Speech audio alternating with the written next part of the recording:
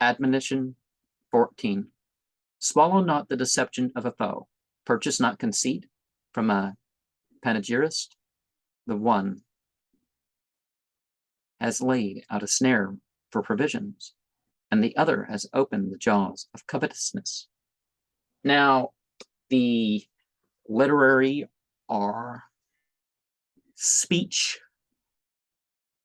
or oratory arts are not such as they're wrong in themselves, or they're, whatever in themselves.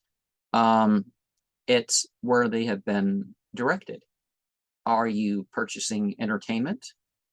Because entertainment, healing, cure, and devotion, how we spend our time can be put in those categories. And you can say that function and function in the healings in the function category.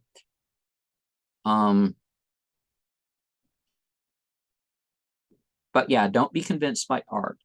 Be convinced by the principles, the relationship involved, whatever that sort of thing.